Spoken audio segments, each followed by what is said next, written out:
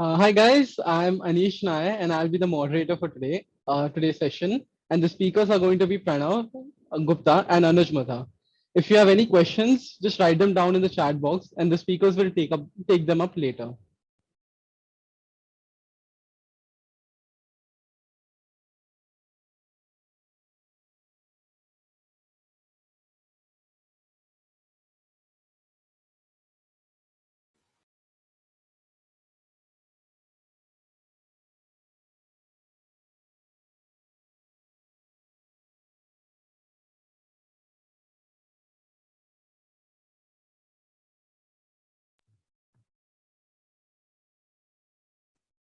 So Anuj, you want to start or do we start?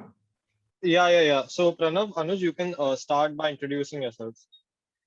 Okay, so hello everyone. My name is Pranav. I was part of GEAAA 2008 batch, and I passed out my 12th from GEAAA as well. 2010 ISC. I was part of the first batch, and I was also part of the founding committee of forming this alumni. So I feel good today that something that we started long back is still in existence, and we've created a platform where which can add value to the students of GEAAA. So that is okay. So that is about me in my school life. I cleared my MBA in 2015. I did my MBA from Bharati Vidyapeeth. I specialized in capital markets and currently working for a stock exchange in Mauritius. And I think we'll talk about more about me as and when we go through the presentation, probably. Okay.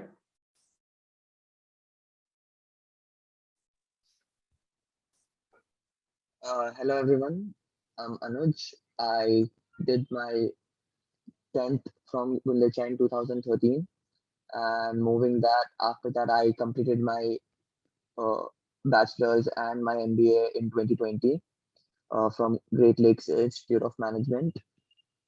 Currently, I'm working with KPMG as a consultant in transaction services. So I'm also pursuing CFA, and we'll talk about that field as well. So I think we can start with the process, Anish.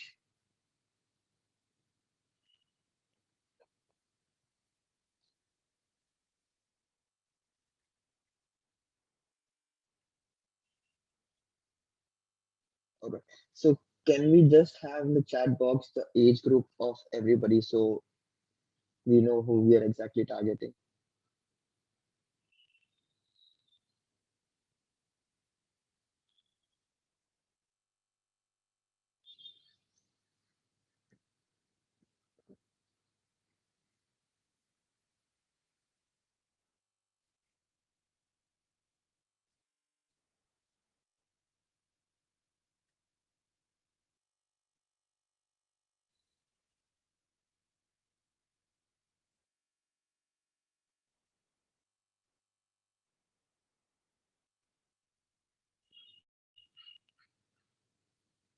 All right, all right.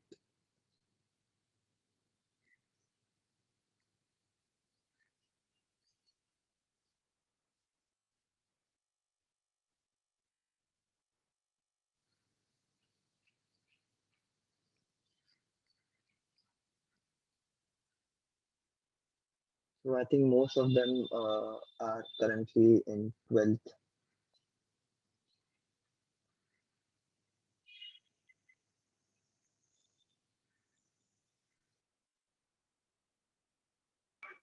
Yeah, so the age group is mostly around 17 Yeah. to 20, 15 to 21. Yeah. So,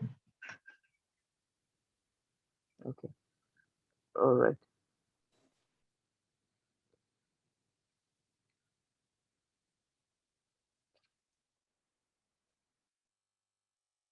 13. So maybe Anuj, you can start. I think average age would be 16, 18 probably. All right. Let's start with the proceeding. All right. So, Anish, can you have the next slide, please? All right. So right now, what we can see that everybody is in 12th. So you might be wondering, what can we do to get into the field of finance, or how do I build up my career in finance? So firstly, there are two options. That suppose after doing your 12th in commerce, all right, you want to get into the field of finance. If you just want to start very fast, so there is an easier way. You can do a diploma. You can do some course within 1 to 2 years. You'll start earning. But given that, a recruiter would always prefer a person with a bachelor's degree rather than a diploma. So you move on to the Studies. bachelor's degree.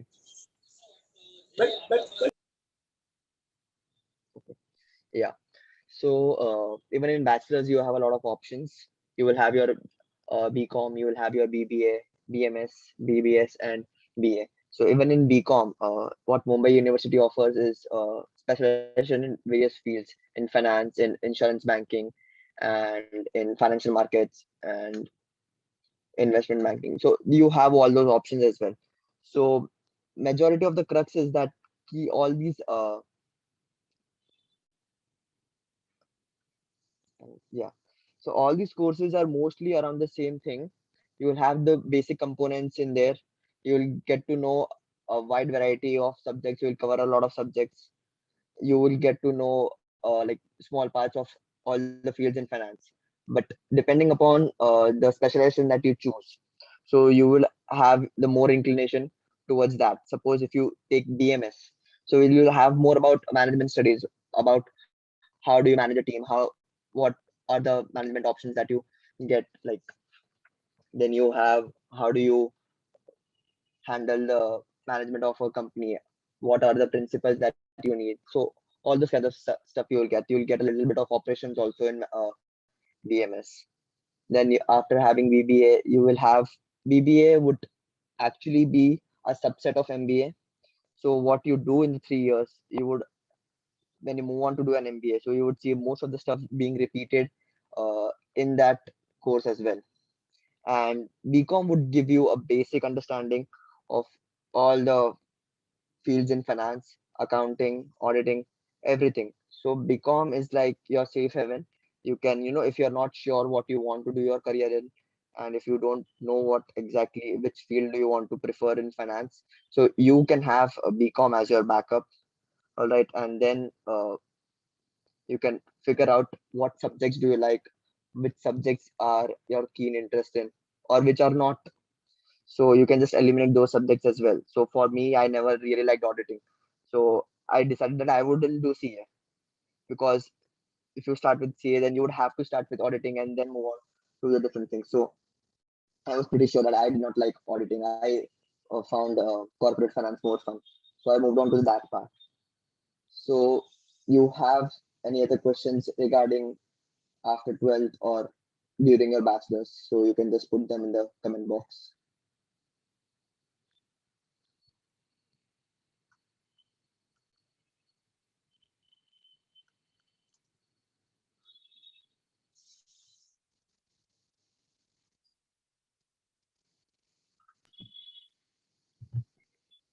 Another request: can everybody switch on their cameras at least?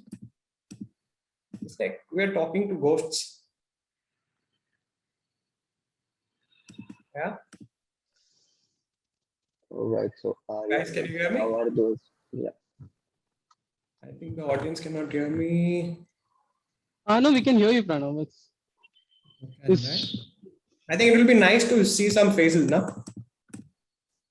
Sure. I mean, we received a question from Aryan. Is that how are these four BCom specializations different? All right. So this specializations would basically refer. So these questions would be basically like if you take BCom in finance, that is BAF. All right. So in that you would basically deal with the corporate finance side, the corporate theories. All right, and how do you value a company, more on the valuation side. Whereas if you go for BIM, that is investment management, so that would just take you how do you handle your investments, how do you do your estate planning. Similarly with you will have your banking and insurance. So a balance sheet of a banking company would totally be different from a company, suppose like a Reliance or a Tata. So it would be completely different balance sheet. So in that sense, you would understand how a banking company or how an insurance company performs their day-to-day operations compared to a normal regular company that you have. So these are just minor things. It's not like that if you take BIM and you will not learn about finance. It's not like nothing like that. You will just have a little more specialization toward that. Okay, and if you do not want to have, and if you're not sure that you want to do that specialization, so you can obviously go for a BCom or you can go for BMS. So that is something like depends upon you on how do you want to progress with your career and how sure about career you are. All right, thanks. I think there's one more question. I'll take that up probably. That is by Dhaval, right? Dhaval, can you switch on your camera? It'll be nice to address you one-on-one probably. My camera is on. Okay, maybe you're not on my screen. Okay, hi Dhaval. So you have a very relevant question. Why finance, right? So like graduation, why are we studying first of all? Why do we study? Graduation mein kya karna hai? We want to do a BBA, then we want to do MBA, then we want to get a good job. We are having this whole seminar because eventually we want to make money, right? That is our ultimate agenda, correct? So eventually sabko paisa banana. That's what the bottom line is, right? So now paisa banana hai, you can be it any other field also. Paisa finance mein sabse zyada banta hai. Probably I can say that because that is where everything boils down to, right? If you make a salary, say X amount, you make 100 rupees a month. Now you want that money to be just growing at 4% in your bank account, or do you want your money to work harder than you, right? You want your money to work faster than you and harder than you. Only then you're going to achieve a certain goal, right? You're going to have a goal in life that I want to buy a BMW, or you want to buy a house in Worli, or you want to buy a house in Nariman Point. So to achieve all that, you want your money to grow fast. So that, I think the process of making money is why you should come to finance. That will teach you how to make more money. You understand what I'm saying? And it's a very fascinating field. As we progress through the presentation, we'll probably get more people interested in finance if they are not till now.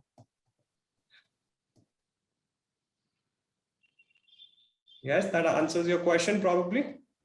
Yeah, thank you. Okay, I see somebody on the screen. Priyansh is there. Pranav, I think we can move on to the next slide. Yes.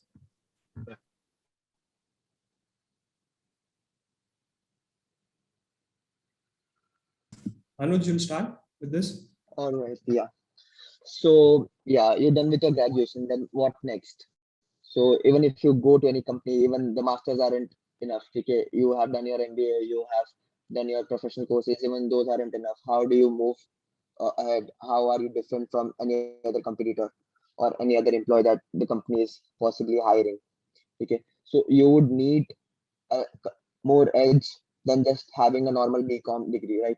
So mostly you would go ahead and do with MBAs or you would do an MCom. So that is really very different from if you take up a professional course. All right. So what differs from a professional and masters is that in a professional course, you would have an absolute understanding about your subject.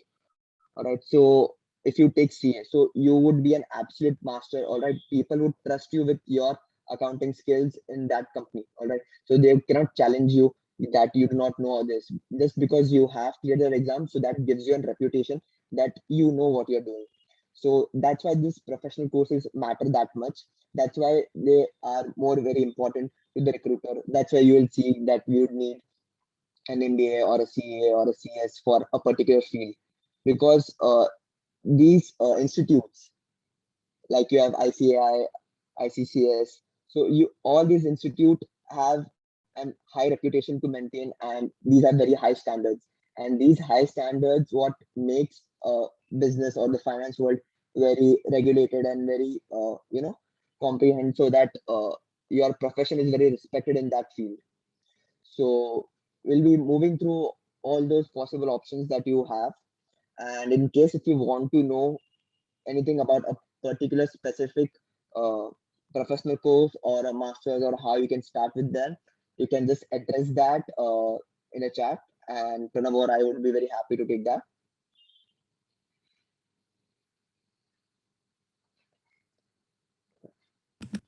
I see one more question in the chat.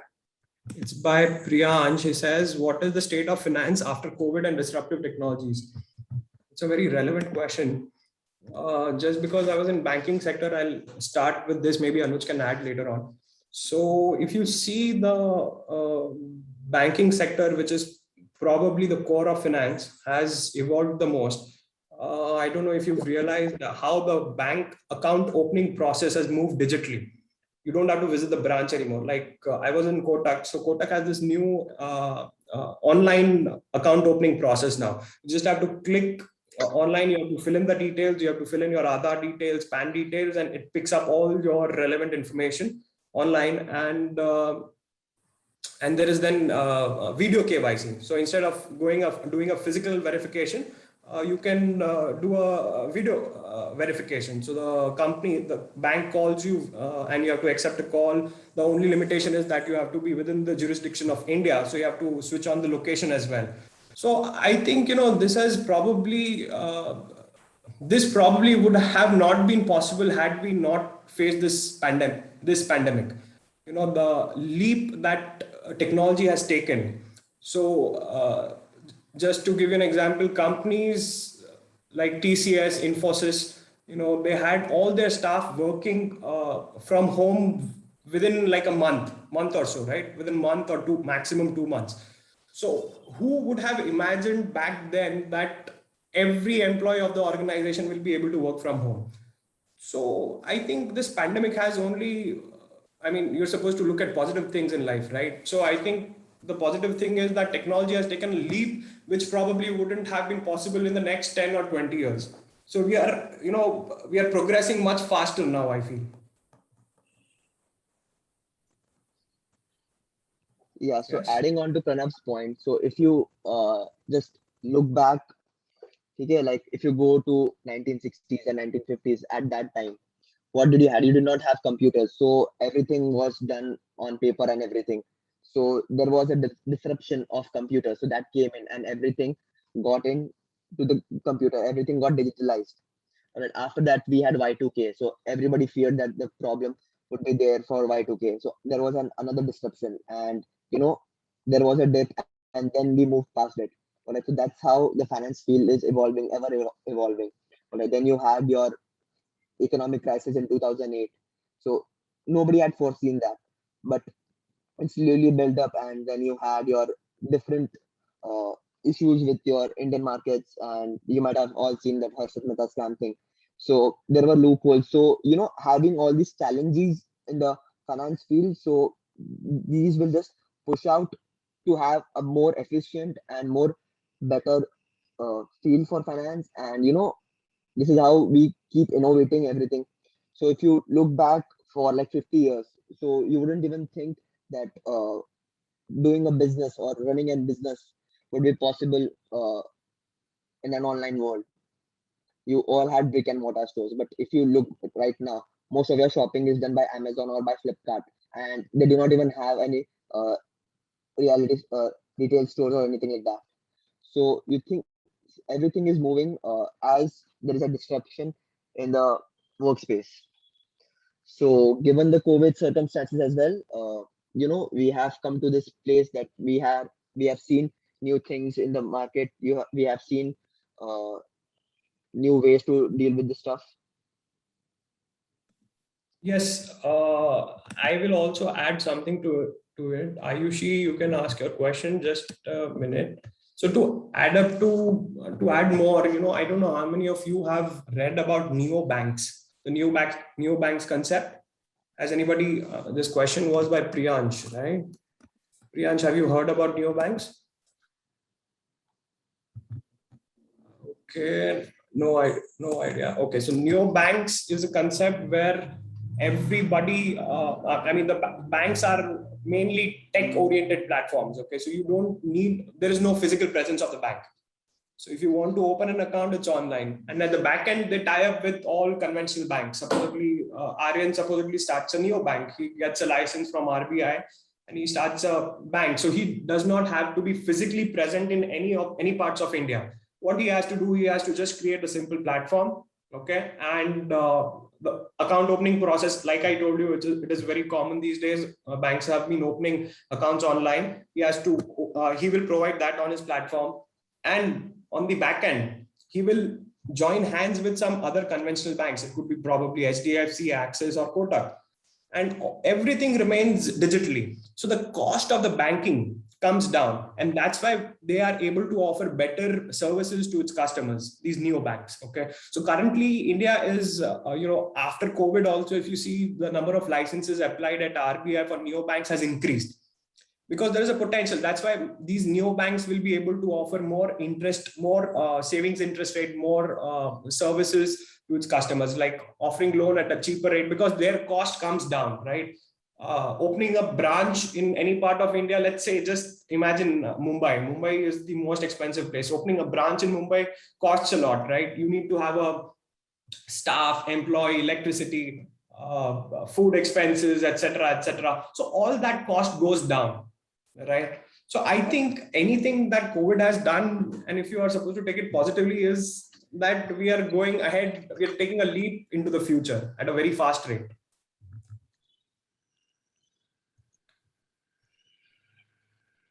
Is my answer relevant to you, Priyansh? It made a lot of sense. And there was another question is, can you elaborate a little bit more on the career prospects after each level of CFA in India or abroad? All right, so I can take that up. So see, doing CFA CFA is Chartered Financial Analyst. All right, so in that, what you would do is basically be more on the research side of the project, like you will handle portfolios of your clients and everything. So that is also an option. And in this CFA field, it's like you'll have to give 3 exams. There is no partial degree. So you cannot say that I have completed CFA level 1, so I would get a job. That's not possible, even in India or in abroad. And even after completing being a chartered holder, and if you haven't worked in that field, all right, that's why. So if you haven't worked in that field, so that doesn't really matter. All right, so it's that experience that matters, that will give you the job. Just because you have studied that and you do not perform anything in that, so that does not mean that then employer will hire you. All right, so just for example, in CA, so you have to do a 3 years of what is that in the articleship, right? So 3 years articleship you have to do in CA, and only after that you are a certified charter holder. All right, so that is a compulsion that ICAI has put. Similarly, that is just because they expect you to have that knowledge, the working, just to call yourself a CA. So similarly in CFA, you cannot just possess the half degree and call yourself a CFA. You have to complete all the required number of hours to get an eligible charter holder. I hope that answers the questions, Anish. Yes, thank you very much. And also to add, like Anish and I, we were discussing yesterday that I think Anish asked, okay, after 12th, shall I move abroad? Yeah, post doing my graduation or post graduation, I should start applying. So I told him a very relevant thing was that if you finish your post graduation in India, supposedly, and you then start searching for job abroad, it's going to be a little tricky and it's going to be a little difficult as well, because all these companies would want to, the first thing they will ask you is, are you legally allowed to work in this jurisdiction?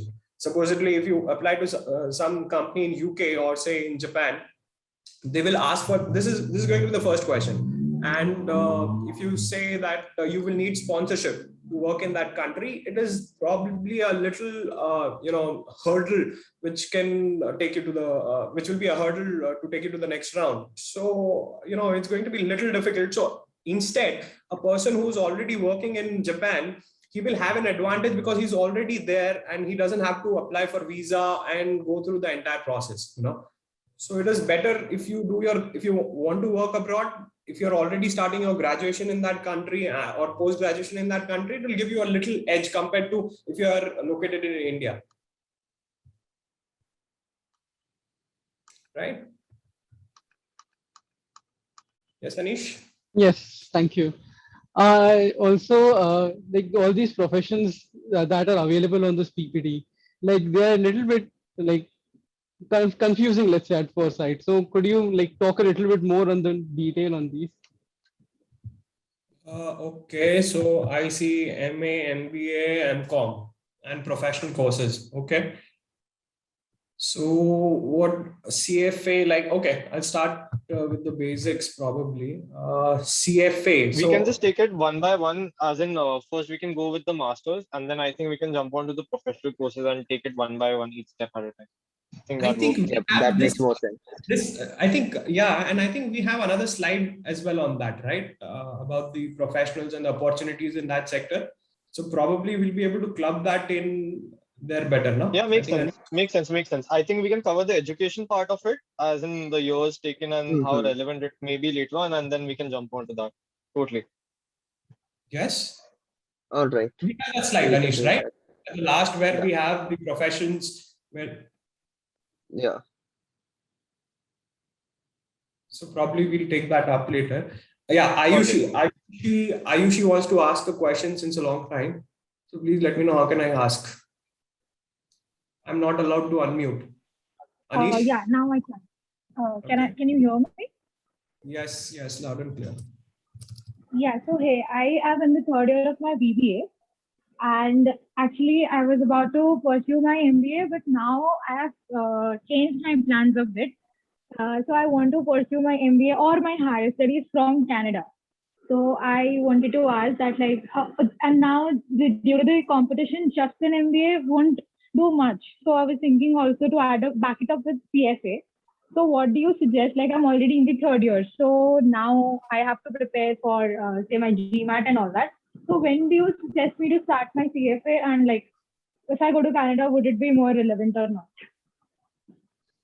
Yeah, I think doing CFA is also a full-time thing. So probably I would suggest if you do it after your master's also, maybe you can get your experience post your master's, you can start working, and then along with your work, you can do your CFA as well.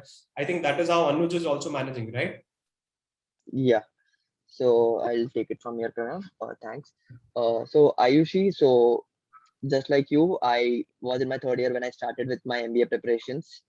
And during my MBA, just after my graduation, I got into MBA, and then I started off with when I got into the MBA college. First year was smooth. I got the first year done, and during the second year, when you have a lot of free time, so I started doing my CFA level 1.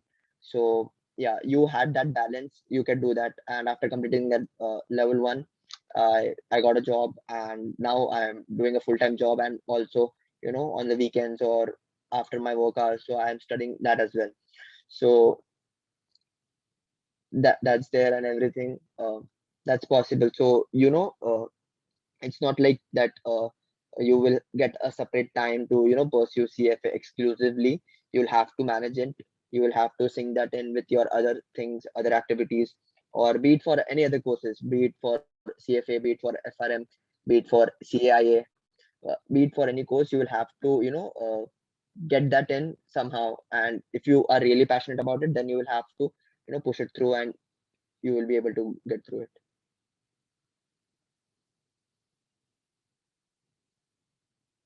Pranav, you're on mute.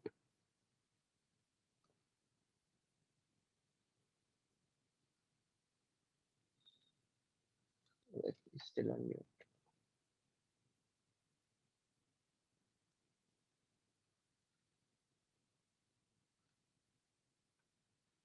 Okay.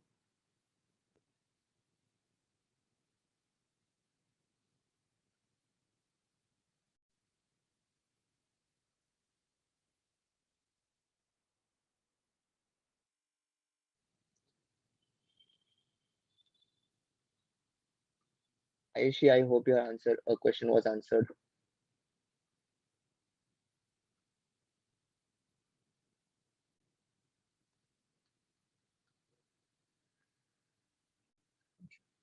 Anish, I suppose there is an issue. Okay, like everybody's on mute. Sharon, could you help on this?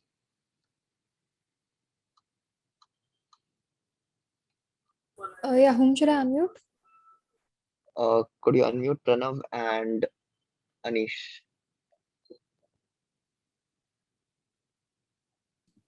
Right, Yeah, so so there is an sorry. issue with the permissions. You need to let anybody unmute on their own. Yeah. Yeah, I'm changing the permission. Just give me a second. Okay, Nice thank you. doodle on the presentation as well. Yeah, and just block the. And Ayushi, I Sorry, will come what? back. Ayushi, I will get back to your question little while later also in one of my presentations. Okay.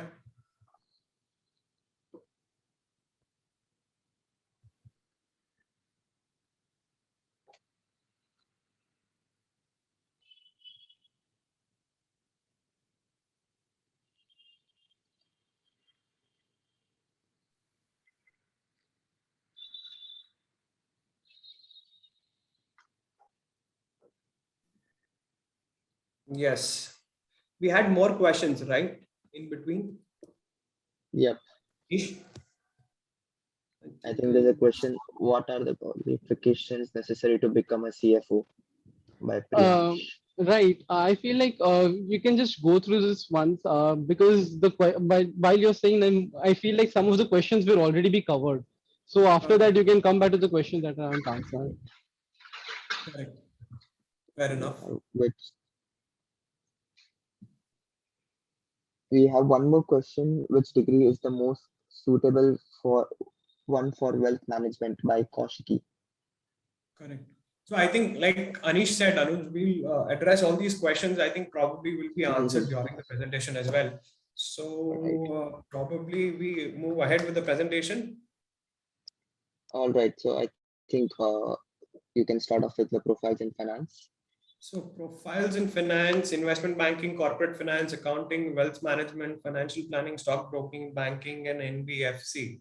So do we have understanding of all these broad topics, first of all? What do you do if you become an investment banker? What are the... Yes, somebody saying yes, loud and clear. This is interesting. Am I also allowed to do it?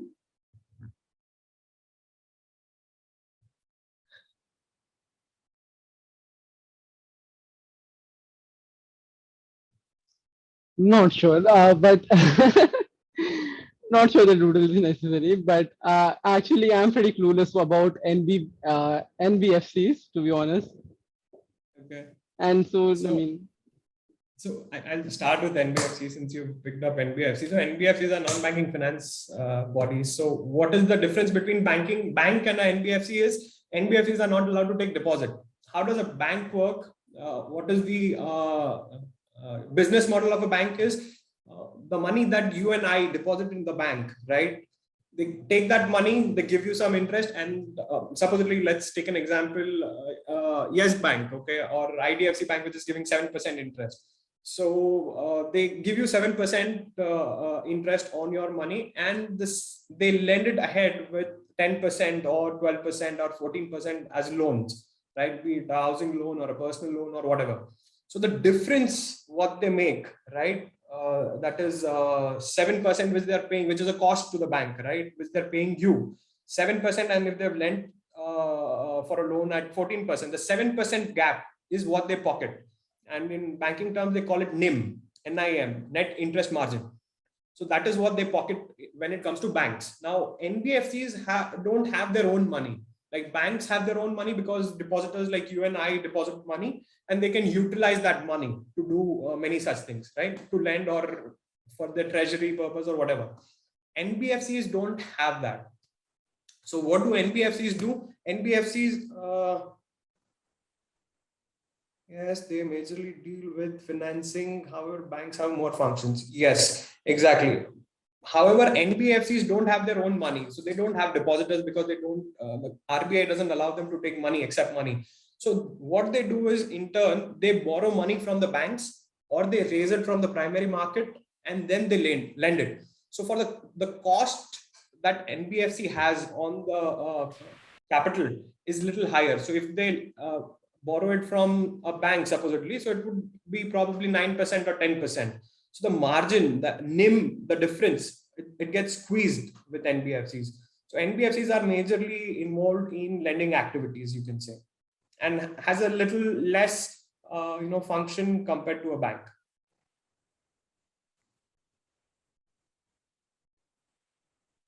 Yes, thank you so much. Moving on to the next one. Okay, so probably I will cover up wealth management. I've worked as a wealth manager probably. Okay, so there is one more field called private banking. We've not mentioned it here, but private banking and wealth management are pretty much the same. The only difference is private banking is generally done by a bank where they have their customer base already in place. A wealth management people are any company who starts up and starts managing portfolios of clients, starts advising them on investments, etc., etc. So there is no, I'm sure you must have come across private banking also as a term. So there's no difference between private banking and wealth management.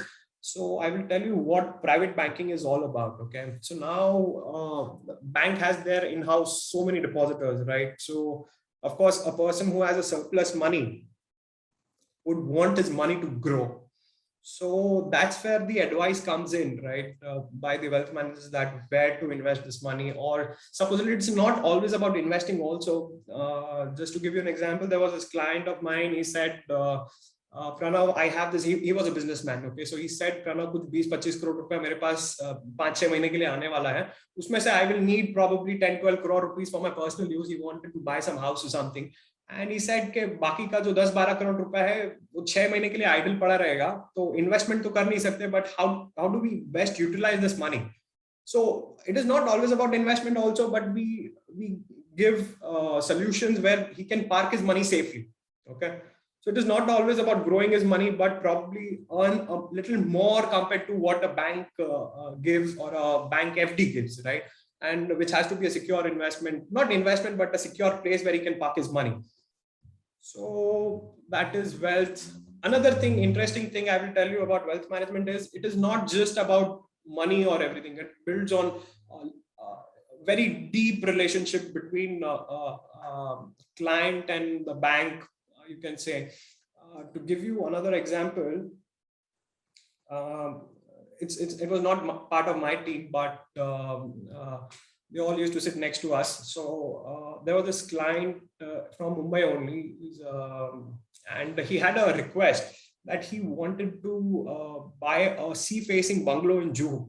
Okay, so as a wealth managers, so we are supposed to cater to him in each and every way. Okay, so we have this dedicated people who have connect in the market, at the real estate market, that when this request came in, so we approached them that our client is specifically looking for this something sea facing, and they found out a bungalow sea facing Juhu, and the client did a visit the next week and everything was fine. He liked it, he made the payment, and Kotak as a bank earned a commission on that, So wealth management is not just talking about कि आपका पैसा है तो हम stocks में लगवा देंगे या फिर debt में लगवा देंगे या portfolio create करेंगे. It is not just about that. It runs very deep. There are family offices in India who've been running for generations. Third generation promoters होते हैं. They've accumulated a lot of money, so they don't know what to do. So that's where the wealth management comes in. It is not just पैसा कहाँ invest करना है. So buying a real estate, I mean, come on, yaar. Generally, if people like you and I'm not part of HNI League right now. So if you and I were to look for a house, I'm assuming you guys are also not part of HNI. So if you and I were to look for a house, we go to a real estate agent, right? But for rich and the wealthy class of people, they have these services. So wealth management is about serving client from top to bottom. I will tell you another thing. interesting thing, since we are talking about studying also. So we had to, this is not part of my team, but this is what I have heard within the organization.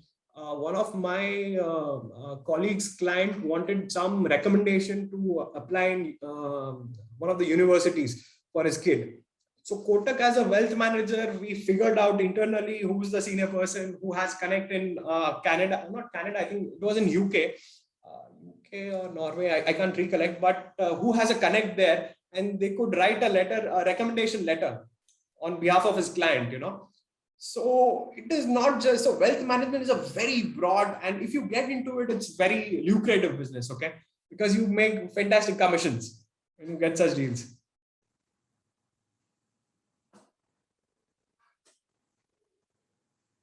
Does this do little justice to wealth management? Yes, fantastic. Thank you. Yes. And then there is financial planning. You can do CFP, certified financial planner.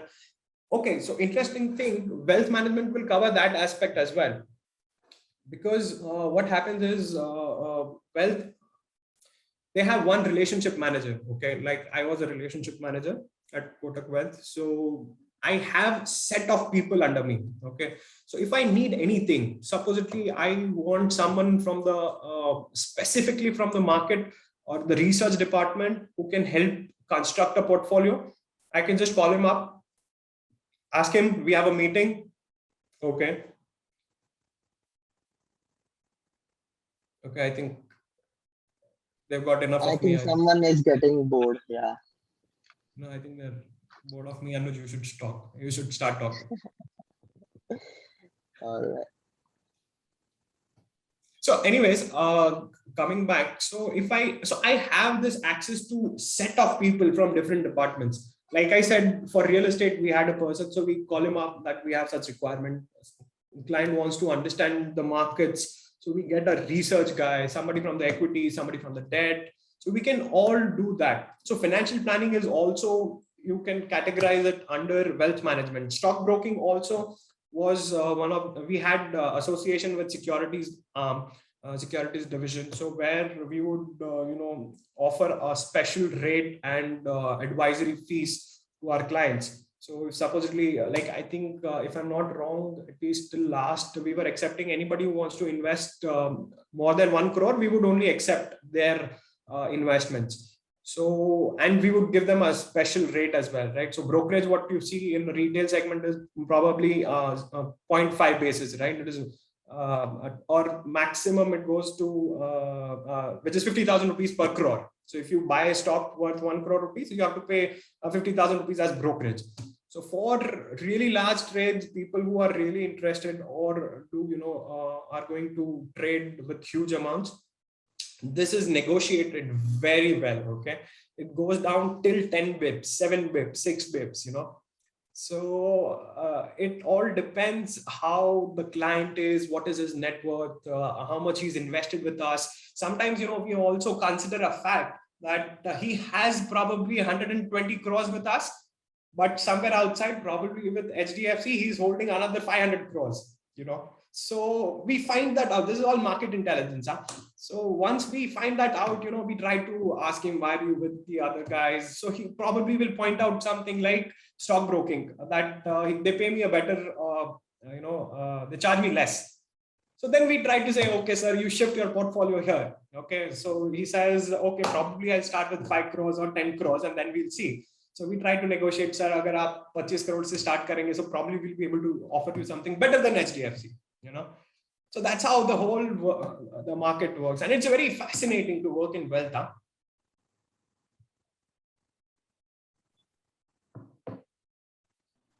Yes, I think, am I making sense? Or this is very this thing, you don't realize the reactions of the people. Yeah, you made complete sense. Totally agree. And quite interesting, in fact. I didn't know that ऐसे aspects भी आ जाते हैं इसमें, but yeah. But right now we still have like 5 more to cover, so let's get on with at least corporate finance right now. Anuj, do you want to take that up? Yeah, Anuj, you want to take? All right, I'll take that up. So corporate finance, can I have some Q&A, like what do you think, guys, is corporate finance? Anyone who is up for an answer?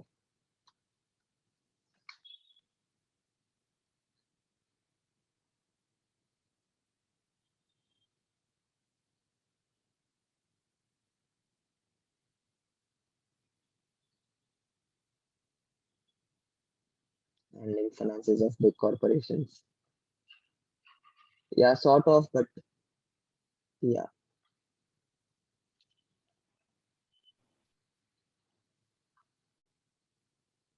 okay. So I'll go. So corporate finance would basically be all your decisions that a company would eventually make about its investments or its money that it has, the operations, how they want to do it.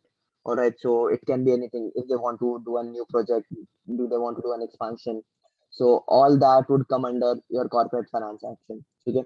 So if you see the market, there would be like a lot of mergers and acquisitions, takeover, हो रहे हैं, and uh, people are just spinning off from their company. You have a big part of the company. You are like, I want this part, business part, this vertical to be separate from my company. Like you have Reliance. Reliance has a separate entity like Geo. It was under Reliance, and then it moved away from thing, and it has a pura different thing.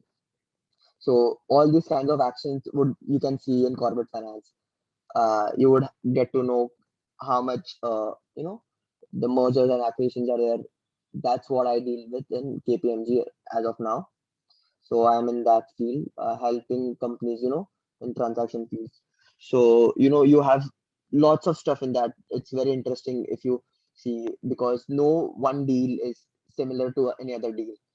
Okay, you will have a lot of business insights. You will have market dynamics playing. So right now, if you see all the IPOs. Okay, everybody is getting listing gains and all that. Every IPO is a success. But if you compare to that to the past, it's not the case. So why is that happening? So you would feel that key. Should I also apply for an IPO? Suppose if Paytm goes for an IPO, should I also do that? So all that planning and everything is there in inside the corporate finance. Okay, so if you are a very private company, like suppose if you have Byju's, and one fine day Byju's comes and decide, okay, come on, let's collab with some big company, and then we can just get an IPO or everything. So that decision comes from the people who work in the corporate finance department. What an CFA or what an FRM, what an analyst would do. You will see what are the risks involved with that. You will do a pura scenario analysis, okay, how the market is going, what are the trends, will it be a successful venture or not. So all this would completely come under corporate finance, if that makes sense. Anybody who has a question with that or wants to know anything more about it.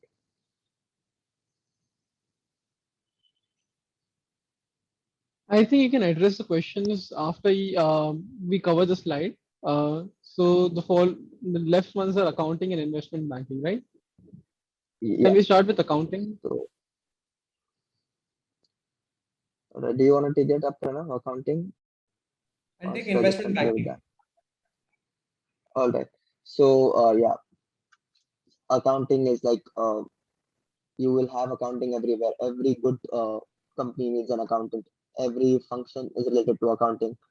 So the basic purpose of accounting is, if you are a listed company or even if you are not, you would need to show that to your investors, your shareholders, those who are there. So accounting plays a major importance in a company.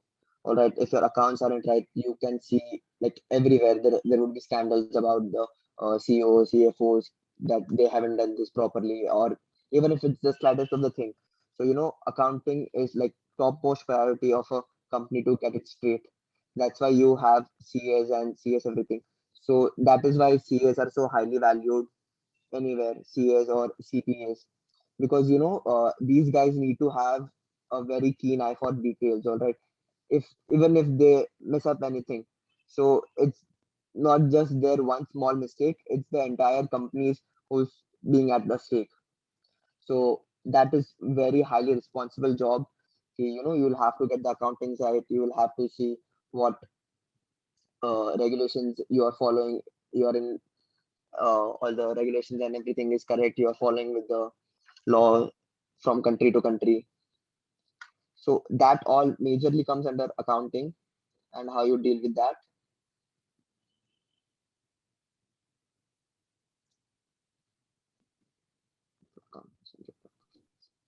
Right. Thank you Okay, so so much. It made a lot of sense. And about investment banking? So yeah, investment banking is also a very broad term, umbrella term. So if you look at corporate finance and accounting also is part of investment banking. It's just another, section inside the company.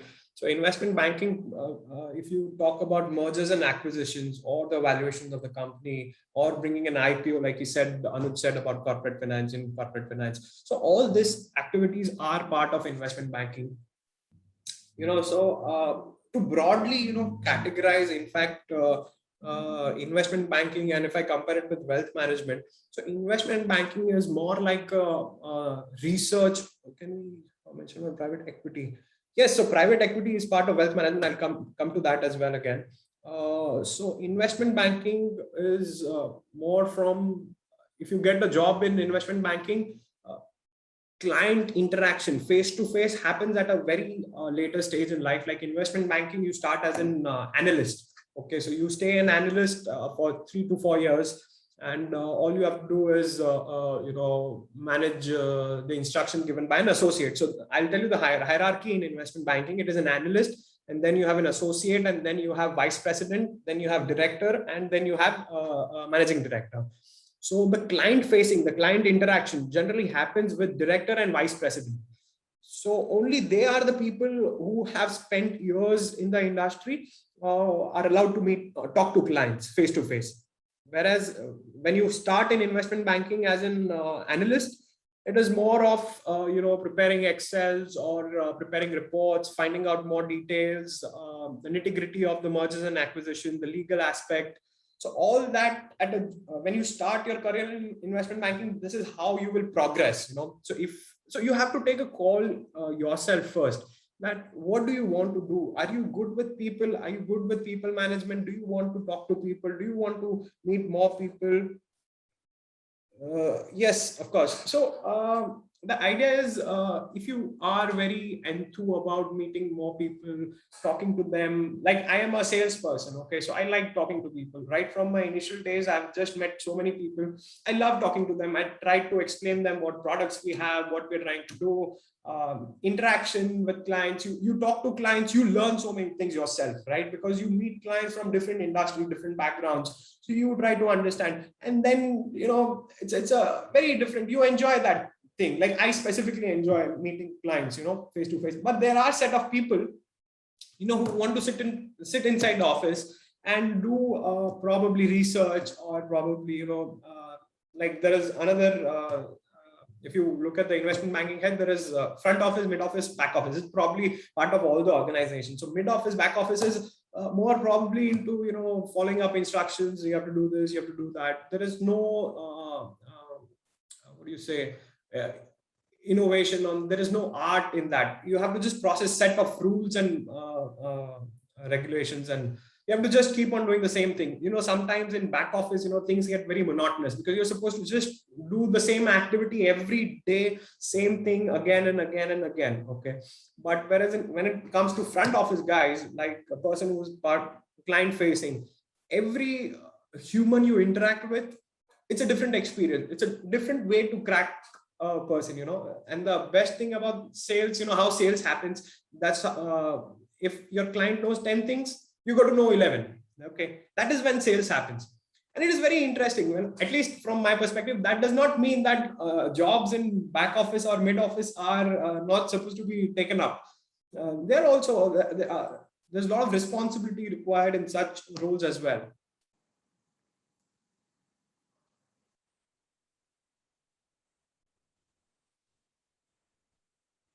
Okay, we've moved on to the next slide. So Anish, I think we've covered up all the topics probably. Yes, thank you so much. It was very insightful.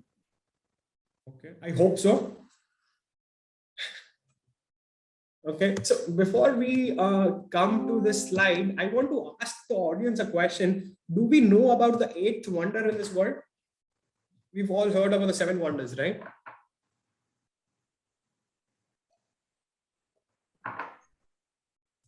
अरे ना भी बोल दो तो भी चलेगा, नहीं पता है तो. Compound interest. Yes. Who said that? Who said it? Priyansh? Me, Priya. Yes, nice. So compound interest is the eighth wonder of the world. And most of us don't realize the value of compound interest. So I thought, since we are talking about finance, we'll try to understand the power of compounding today. Okay. So Anish, can you share that spreadsheet first? Yeah, just give me a second. Priyansh, what do you do? I am in 11th standard schooling. Nice, man. You have an advantage over all of us, over me as well, if you understand the power of compounding at a young age. Okay, so here I've taken an example. I have Anish. I've taken Anish as an example. Okay, since most of you would be in this, I assume, would be in this age category. So I have written age. Anish starts investing. Okay, Anish starts investing 50,000 rupees every year from 18 till 25. So he's got 8 years. He invests 50,000 rupees regularly every year for the next 8 years. Okay, just 50,000 rupees. After 25, he stops. He starts investing wisely. Okay, so he finds an investment which gives him a interest of 15%. Right, I've kept interest column in center. Are you guys with me? You understand what I'm saying, Anish? 100%. 100%. Okay. Anish would probably say that he's making 17%, 15 is conservative. I wouldn't say that. Okay. So let's assume that I started investing at the age of 25. Okay. I was a late bloomer. I didn't understand the power of compounding like Priyansh knows it at a very young age. Okay. So I started investing until 25. I spend my money. I buy clothes. I buy nice shoes. I go to nice restaurants. I buy some nice liquor. I have a gala time till 25. Okay. And at 25, I say, okay, now it is the time. I think I should also get serious. I should have some savings. And probably I have to secure my future, my retirement. So I start investing at 25. So the bulb lights up, you know, like in the presentation where I see a bulb. So I start investing at 25 and I invest a same amount what Anish does when he started at his age 18. Okay, I start investing 50,000 rupees from 25 and I invest till my retirement, assuming we all will retire probably at 60. Okay. So if you see the slide down there, till age 60, I keep investing 50,000 rupees every year. So that is from 25 to 60, 36 years. Okay. I invest 36 years, every year 50,000 rupees. Anish invests 50,000 rupees only for 8 years. But the first 8 years, he starts early. Okay. And I also invest in the same instrument. I also manage to get 15% returns like Anish does. But the difference, now if you look at the corpus on the left hand side is the Anish's corpus. Okay, so every year his investment is growing at 15%. So at the end of 60 years, his corpus is 10 crore 51 lakh rupees. Okay, he's just invested the first 8 years of his life from 18 to 25, 50,000 rupees. So total investment is 4 lakh rupees, and that turns out to be 10 crore 51 lakh rupees. Whereas I, who started investing only at 25, and I have invested every year till then, till my retirement, every year for 36 years, I have invested 18 lakh rupees. And my corpus accumulated at the end of retirement or at 60th, when I turn 60, is just 5 crore 83 lakhs. So you see the difference. I have given you this example to showcase the power of compounding. So if you start investing early, it can do wonders in your life. What can Anish do with 10 crore rupees at retirement? It's a lot of money, right? You can go world tour with your wife or with girlfriend or with both if you have so much money. 60 पे तो चलता है ना. 65 पे चलूं तो बड़ी बात. But do you guys understand what we are trying to say? What I'm trying to say here? The power of compounding, how magically it works. And it is on a spreadsheet. I mean, numbers don't lie. You can do the maths. तुमको लगेगा ये Excel में कुछ भी लिख के लाया है, but you can do it at your end as well. How can we learn compounding? Compounding, you cannot learn. It's just a maths, right? So what you want to learn is how does your investment keep growing at that level, at that percentage, at higher interest rate. So like I've mentioned in the presentation in this spreadsheet, the investment that we starts growing at 15% compounded annually. Okay, earning 15% return is a difficult job. It is not like just rag diya paisa and paisa badhte jata hai, right? Finding out 15% return from the markets is also a difficult job. So what you need to find out is how do I figure out such investment avenues where I can get 15% annually. And that is why you would require to understand why do you want to get into finance. Because if you see your parents would be like FD mein paisa dal dete, FD mein paisa dal dete. Even at that time, FD would give you around 10%, 9%, and slowly it turned out to be now it's around at 6%, 5%. So if you see that, if you get good returns in FD, 5%, and if you compare to 15%, Anish, could you just change the interest rate to 5%? And show them what a difference it would make if they just keep that in FD. Click enable editing there on the. Yeah.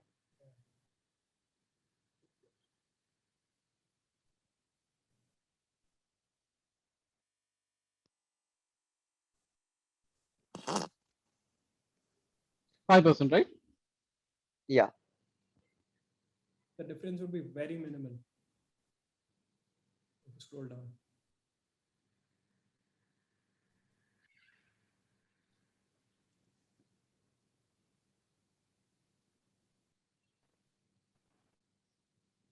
Anuj, you were saying something?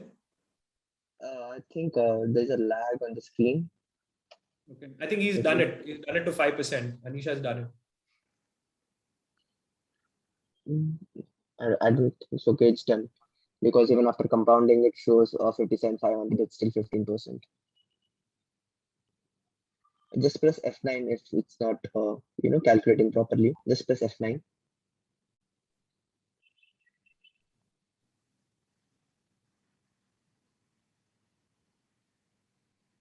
I think it's not refreshing. Right. Right. So you get the point. So even if you do at 5%, so it would be very less. The 10 crore that he had, it would become probably like 3 crores or 2 crores. It would be. Can you just scroll down? Excel hasn't changed anywhere, no? Nope. No, it has not. I don't know why it's not picking up. Anyways, the point we are trying to make here is, in a nutshell, that you have to start investing early in your age. The earlier you start, the more money you can make. Aryan, are you with me? Aryan has slept. Right. So as in investing, what are the different avenues for investing? I mean, you can always invest in shares, but apart from that, what would be a good avenue for to invest in as a young person like myself, let's say? The maximum return, okay, that any instrument or asset class can give is stock markets. Okay, you have to just go by that. So and you have to understand what is the idea behind stock market. So when you are buying a company, you're buying that business. Okay, you're not just buying that share, and you become a equal partner, that percentage partner in that business. So that business flourishes, your money also grows with that business. Right. So it's like a relationship, you're saying. Yes, it's a relationship. And it is not even a relationship. It is, you are the partner of that company. So if tomorrow Reliance Industries, supposedly, you corner 50% of the shares, okay? So you're 50% partner, man. So if Mukesh Ambani wants to take a decision, he will have to call up Anish Nair first. You understand? Equity is nothing but ownership. If you define equity. And in fact, I'll tell you one more interesting thing. Now, many people could say that 18 साल की उम्र में कौन पैसे कमाना start करता है? Anish has been fortunate. He's made a corpus of 1 lakh. Probably that is a good thing. But supposedly people say that Pranav, you're talking bullshit.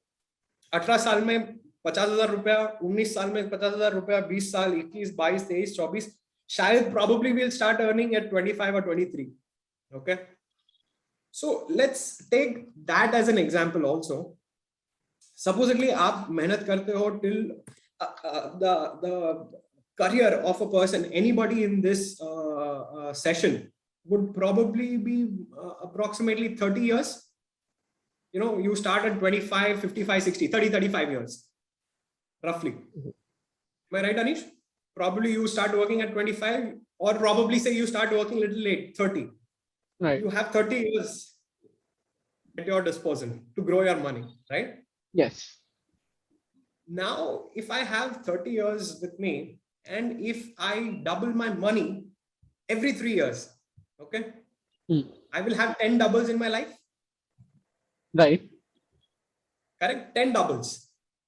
Now, imagine if I have saved a corpus of 10 lakh rupees by 30. How much can that become? Anybody from the audience probably can just take a guess. No problem, Aryan. So we are talking about, I start investing a little late, okay? I say probably I start investing at 30 and I have a corpus of 10 lakh rupees.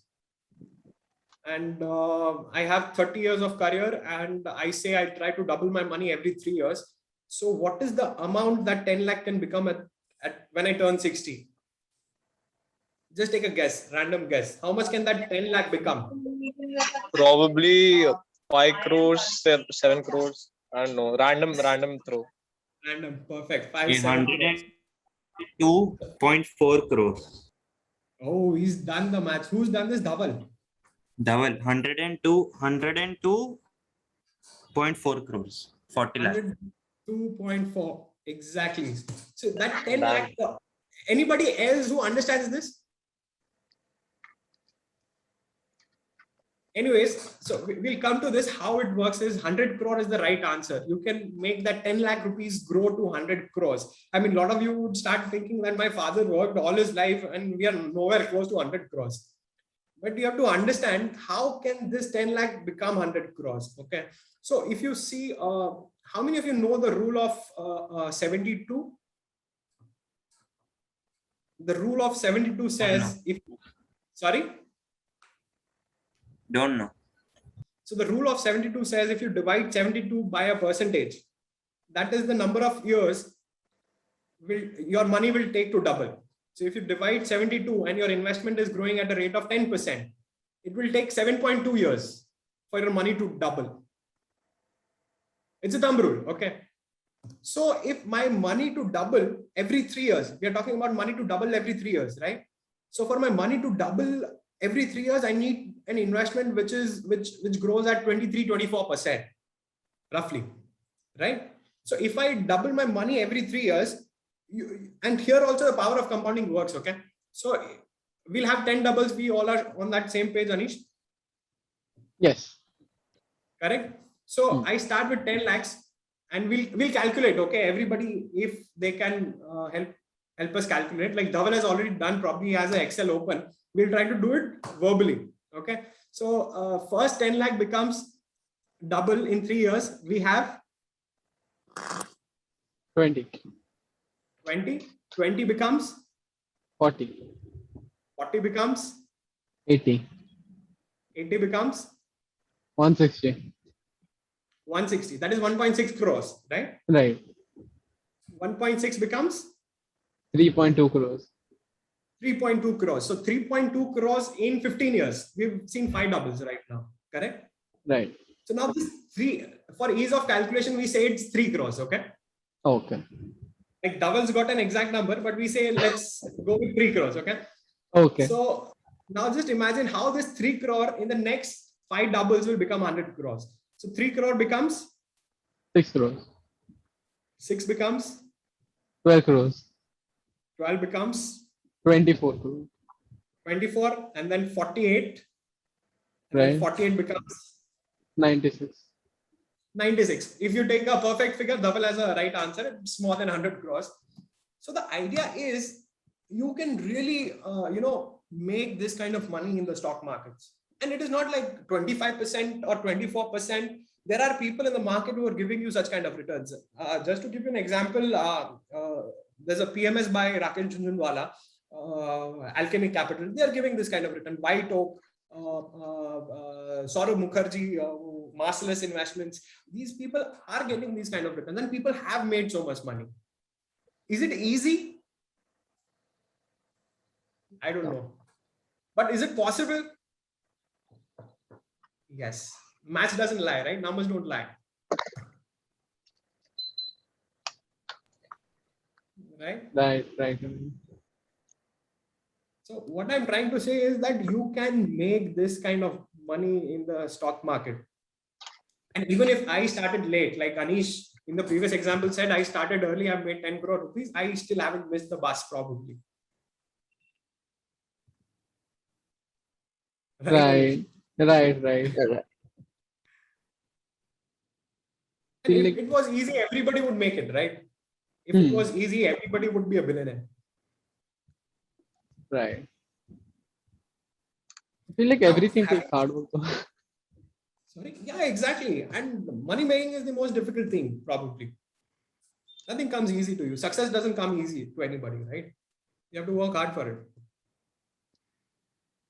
Now, since we are talking about stock market a little bit, and probably, I'm just giving a broad topic, what is the next, this thing, which sectors do you want to invest in, So to make money, you have to buy basically businesses which will double every 3 years, right?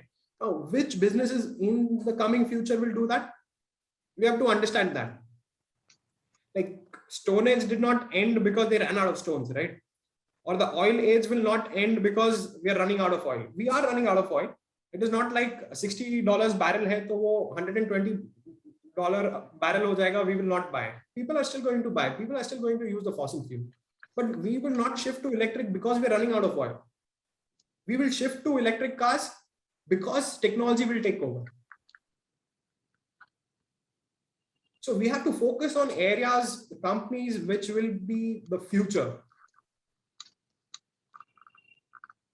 So I'm just leaving around this topic that where you need to think, in which direction you need to think if you really want to make money. I mean, I'm saying electric cars specifically because you look at the cost that it brings down, right?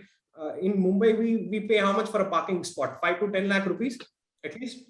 You go to South Bombay, we pay 75 lakhs, 80 lakh rupees, 50 lakh rupees, which is more than the cost of a car.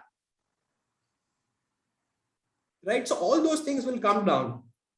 And people will not require to own cars also probably in the future, because who will get into the hassle when everything is automated? Who will get into the hassle of driving a car? You could do something else. You could probably read, you can watch a movie, right? But that is the future we are talking about. But eventually we will reach there. It is not next year or 5 years or 10 years, but probably we are heading in that direction. So we need to think which businesses can make this kind of money for us. And that's where you start investing. Right. I feel like this has been covered really thoroughly. I think we can understand now why it's called the eighth mystery, compounding, the 10 lakh into 100 crores. Yes. So let's move on to the next slide now. Yes. Anuj, will you be covering this? Yeah, just go to the back slide. Pranav, Go to the previous slide. Yes. So now I asked everyone this question, do you really need a degree to make money? You know, somebody, I think in one of the questions, somebody asked, or Anish, I think you posted, somebody asked beforehand, what is the skill set required to make money? Right. Or to, correct? That was Yeah. something similar to that, right? Right. So now, to tell you to make money specifically, I'll talk about stock market. You know, what skill set do you need? Anybody from the audience? What does it require? Knowledge and connections, contacts. Trust me, guys, it's much more simpler than that. It's much more simpler than that. Patience. Okay. Okay. Anything else?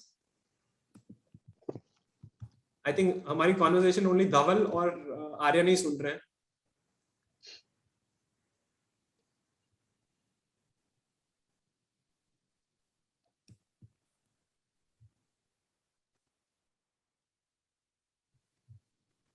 How many of you have seen the movie Top Gun? If you haven't seen, you please log off this session. Huh? Tom Cruise का movie किसी ने नहीं देखा यार? Top Gun. Aryan, have you seen? Good. Do you remember his call sign? Tom Cruise का call sign क्या होता है?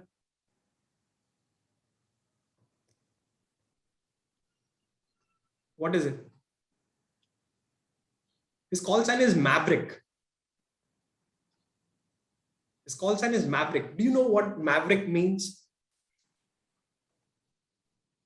A maverick is a person who doesn't listen to anybody, who just does the thing what he thinks is right. In stock market also, when you think that I understand the balance sheet of a company, I understand the future projections, I understand what they're doing, what they've been doing in the past 10 years, and the valuation of the company is so, and I think it has a great potential because of the activities they plan to do in the future, and you think it's going to give you money, you don't listen to 10 people around you. You be absolutely maverick. You don't listen to anybody. You just put all the money you have on that stock. You know how much money? I think Anish you were asking me, right? How to diversify my portfolio? Yes. Correct. Yes. How many stocks? Again, a question to the audience: how many stocks do you think you will require to make crazy money or boatload of money? A handful. I would disagree. You know, I just need that one stock. Not even 10. I just need that one stock that is going to be a multi-bagger.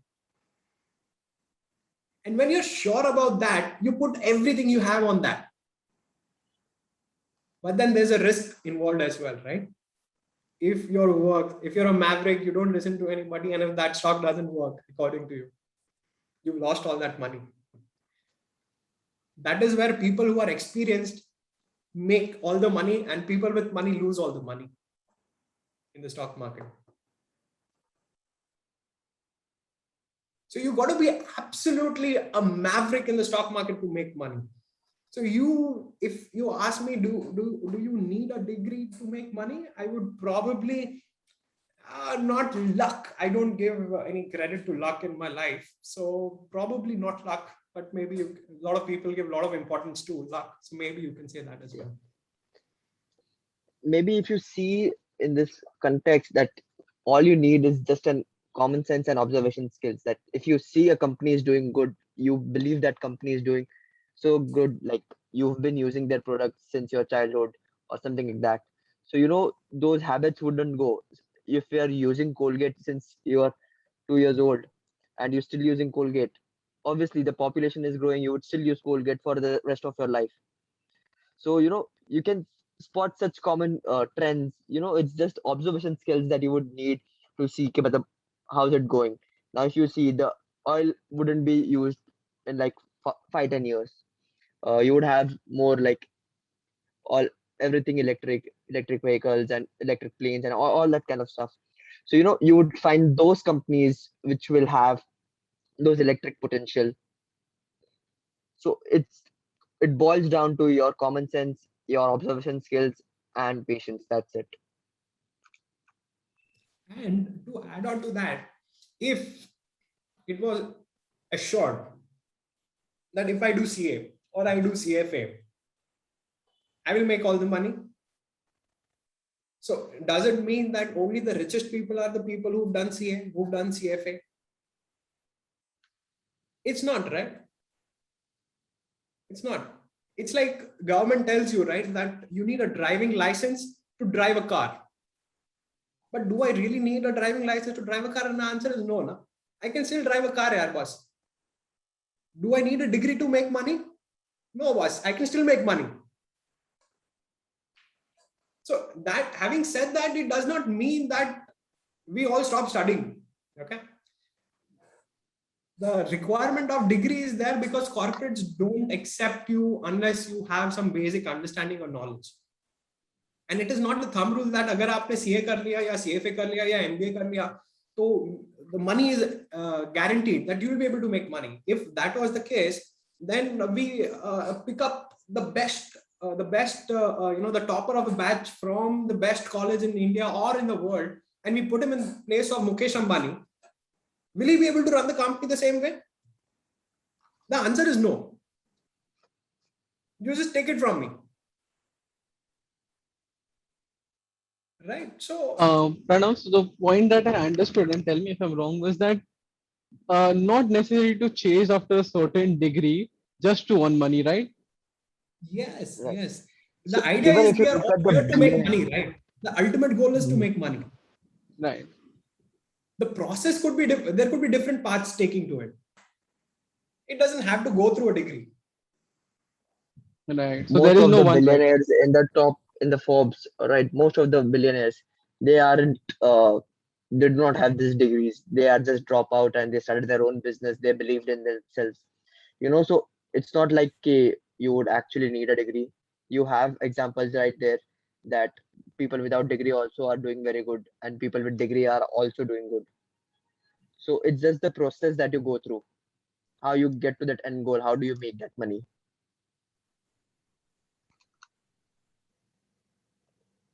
Right. So I feel like we can move on to the next part now. Yes. Here about the jobs, the pays, and everything after the degree. How does degrees contribute to this process? Okay, we'll come to that. We'll take all these questions. Maybe we'll finish off this slide as well. Yeah. So, like we were discussing earlier, the multiple broad umbrella terms like investment banking and wealth management and all those opportunities we had, NBFCs, banking, accounting, etc. If you pursue your career in any of the fields, where do you want to be? What are the jobs like? So every organization will have a front office, mid office, back office. Like I said earlier, front office would be client facing. Mid office would be a client interaction sort of thing where you don't really meet a client. You just interact with them over the call probably. Just to give you a context from wealth management perspective, like I would have like when I was in HNI, I had one person assisting me. And when I was in wealth management, I had two people under me. So who would take care of all the client requests, right? Sometimes clients want to transfer some fund. So that is not part of my job. So what I do, I tell my, she's not like my secretary, but she's a client support system. So I don't have to get into all that, all the nitty-gritties or the operational part of work. So client wants to say that he wants some cash delivered at his home. I'm not going to look into that, right? So there is an operations executive person who does into this, who will take a request from the client, will get things done, go to his residence, she will probably send some, a peon to get things signed, a clerk probably get it signed, get it back, and then arrange for a cash delivery, right? So this involves, a little bit client interaction, but it is not client facing. So that is what the difference is between client facing and client interaction. Okay.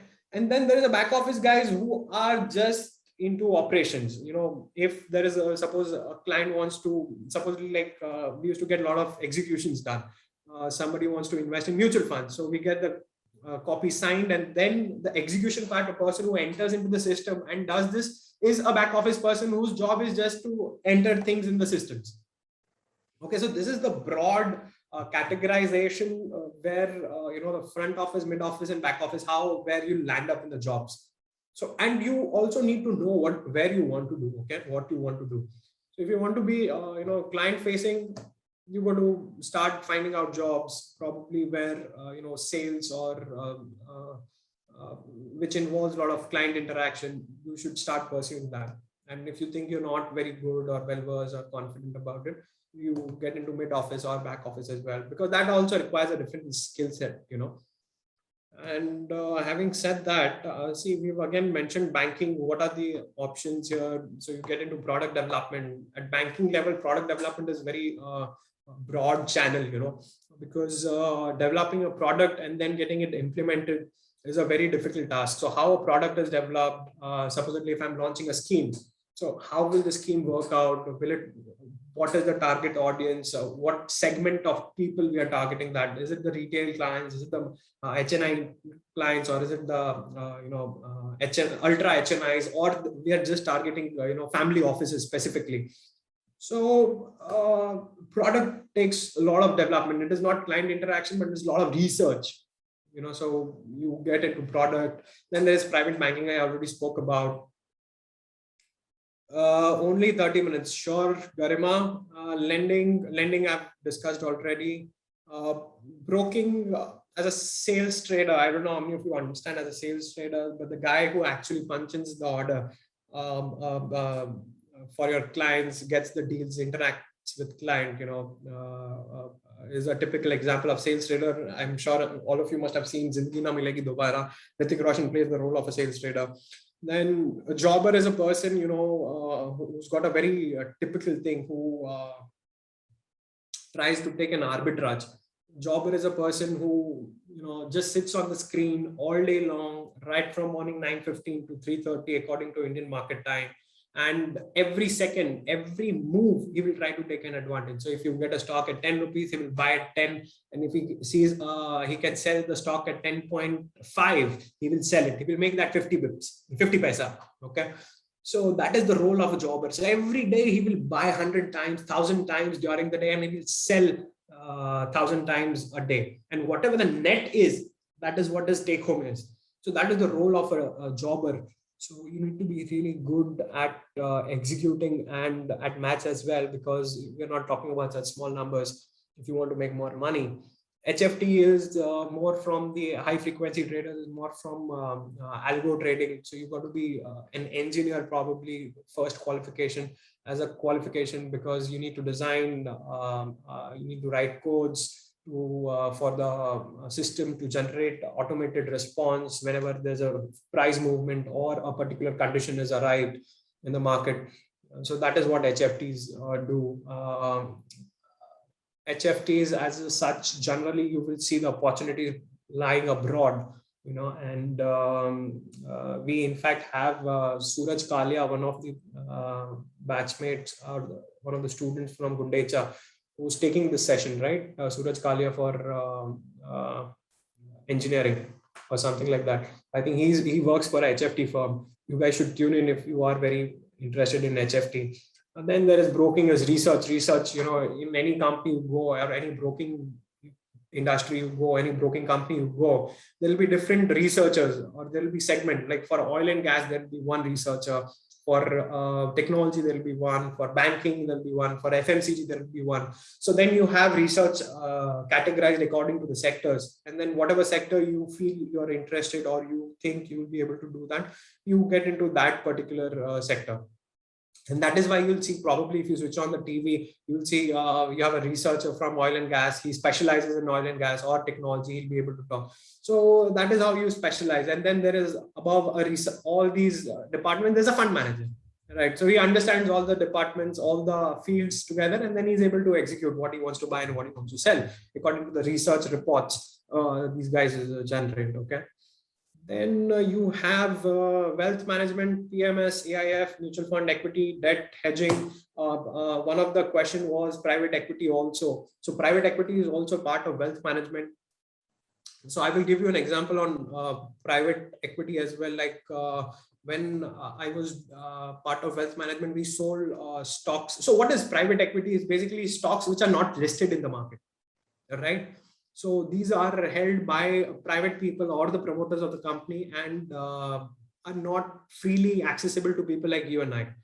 So generally it is the promoters and their family who will have private equity in that particular stock. So I remember we were selling Fab India at that time.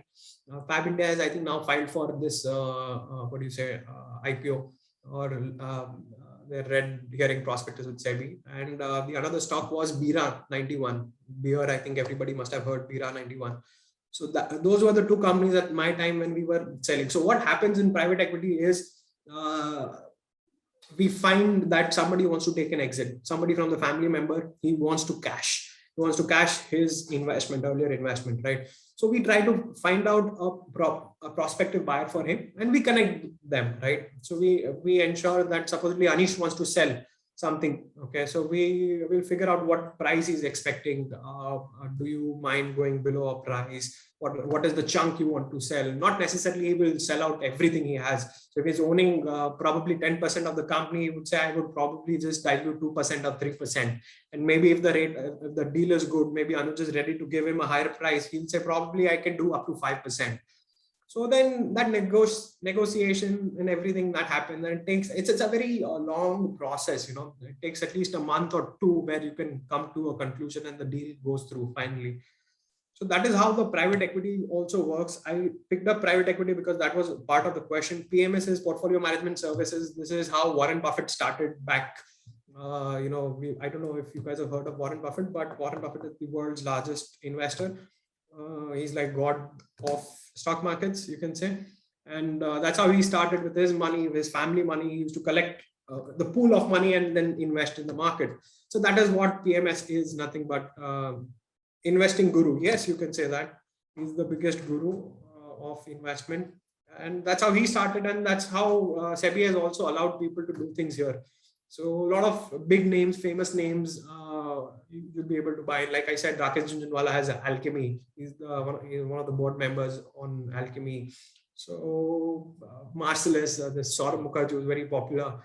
So if you think their investment, so every PMS will have their investment idea, So like Rakesh Jhunjhunwala's PMS, they will also have multiple strategies inside that. So there will be one PMS which would target only large cap companies. Then there would be something like sector oriented, where they would target pharma companies, or probably technology oriented. Like Franklin had a PMS which was US tech specifically. So they would invest only in those companies. So that is how a setup of PMS works. AIF is on the similar lines. Just the idea, the difference between AIF and PMS is minimum 50 lakh rupees in India. AIF starts with 1 crore rupees of investment, and there are some strategies which you can accept, which PMS doesn't allow, which is like you can, in a falling market, use derivatives as a product. So AIF is a little more riskier. That's why the cap is a little high. Mutual funds is a pool of money. You and I, we put in money. There are fund managers. They invest that money. They buy, you get units assigned to yourself, right? Instead of shares, you get units of mutual funds. And when the NAV, the net asset value of those units increase, that's how you start making money, right? So I think mutual fund is the easiest. If you don't understand markets, that is where you put your money in. Mutual funds. If you want to get into direct investment, equity, you just open a demat account with one of the brokers, you start doing research yourself and buy stocks directly. That as an asset class is more secure compared to equity, which is also part of wealth management. Hedging is generally for large business houses, who want to protect their, I don't know how many of you understand how hedging works, but it is like you negate your profit and loss both. So you lose the opportunity to make money also, but you protect yourself from making loss. So that is how hedging works. We offer those solutions under wealth management as well. Investment banking, I spoke earlier, valuation research, M&A, asset management, commercial banking. It's all part of investment banking. I think I will leave some time for Anuj also, if he wants to add, and probably for Q&A as well, right? Anish, did I do a justice? Definitely. I'm also I hope keen on hearing what Anuj has to say about these professions. Yeah. If he wants to add. Yeah, I think Pranav has covered mostly all everything there is to, cover. I think we can just start with Q&A, and if these guys have any particular specific question to these profiles or, you know, everything, so we can just open up with that. I So had heard a question earlier in chat. Was that can you speak a little bit more in detail about acquisition and merger? Merger and acquisitions. Okay. Anuj, you want to start or? yeah, sure, I'll start. So see, if you look into M&A, all right, so M&A is a very broad term. Okay, you would have two different sides who are always willing to buy and sell. Yeah, so you cannot just there are, what makes M&A very interesting is that suppose if you find a very lucrative business and you want to buy that business, but they won't give away that business. So how do you still take that business? So you can see that you can slowly hold their uh, equity stocks, and then once you have a majority, and then you can replace the board. That is all there. Then you have something called as crown jewel defense and everything. You will learn all this in uh, if you get into a corporate field job or corporate finance job. So you learn all these differences, and how do you stop people from taking over your company, or how do you forcefully take up a company. So there are a lot of action and everything. So I would just share something. I was working with a client in my firm. All right, so we had a buy side deal. So we did all the diligence and valuation and everything.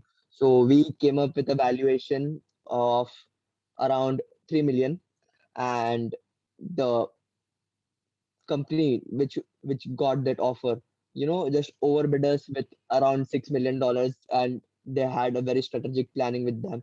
So given all the efforts that we took for the project, so even after doing all that, so they just outbid us and we couldn't even compete with them. So that was a very strategic planning on how they got that the entire valuation and got the entire firm for $6 million. So, all this keeps it very interesting and very lively in the M&A field. And also to add, M&As, if you see, generally will be part of backward integration. I don't know how much you heard of backward integration as you do your college and everything. You'll read about backward integration. So it is like if I sell a finished product, okay, supposedly like I'll give you an example with what Jio does. Generally, Mukesh Ambani has been very smart like that. So whatever product he's selling, he'll try to backward integrate himself. Like supposedly if he's selling telecom, right? He's selling telephone. So he will try to acquire a company which has fiber network, so it will add up to his value of the company. And the cost also goes down, right? Because otherwise you have to pay the cost to somebody else. So that becomes your in-house company. Then you have to do look at the technology side, because I want to offer some OTT platform, etc., etc. So he will start acquiring those companies who offer such services. So this is where generally M&A happens, and it is not just with Mukesh Ambani being a very big company. I gave you an example. It happens in small companies as well. If two people are running same objective with same idea, so they also join hands, they shake hands, and probably sometimes the promoter wants to take an exit. A recent example I will tell you. You guys have heard of 𝐼𝐸, the online. Yes, kind of an exactly like an ecosystem integration. Like 𝐼𝐸 bought over the listed Apple, sort of. Yeah, Apple has a very different I thing, think but a more relevant example would be Facebook.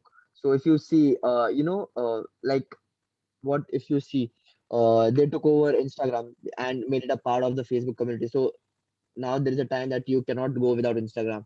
And then when he realized that everybody is taking up WhatsApp, so he bought WhatsApp as well. So he's trying to create a bundle that will not allow anybody else. And now if you see, like sort of you have I think it's some AR based company that Facebook took over in 2013 from Bangalore. That took a very long back around 2013. That was for VR.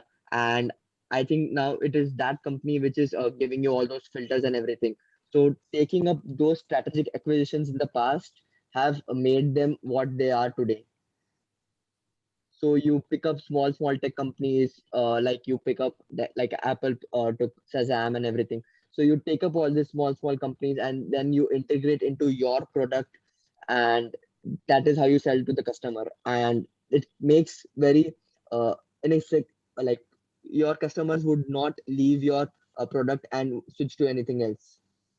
So that's also a business strategy, And how they have and kept everything. yes, and an interesting fact I'll tell you guys about M&A is generally we've seen over the years, okay, it is the bigger company acquiring the smaller ones. Okay. A big company acquires a smaller business because he has so much cash. But now we've seen, this is the first time probably has happened that a startup, a unicorn startup, PharmEasy, has taken over a listed company, which is Thyrocare Diagnostics. So, the world is evolving, and we've seen this also happen in the merger and acquisition space. And an interesting fact I will tell you about Apple, since Aryan mentioned Apple, the market capitalization of all the stocks listed in India, okay, I think there are approximately 4,500 companies listed in Bombay Stock Exchange, is approximately 3 trillion USD. The Apple stock itself is 1.5 trillion. I'm just trying to give you an example from how big Apple is. And that's I'd like to also add one more thing to your point, Pranav. Yeah. So as you mentioned Apple right now, so there were two things. The first example, when you were talking about mergers and acquisitions, I meant the acquisition of Beats. So Beats, as you guys know, was like a abhi headphones wala company, right? So it was quite popular, although the sound quality and all that was average, but it was quite popular. So mainly Apple, while they acquired Beats, was targeting their streaming service, which was Beats Music, and उनका iTunes चल नहीं रहा था इतना. So they slowly they thought that why not take the complete package that Beats service is offering and make that Apple Music. That's how this whole thing was formed.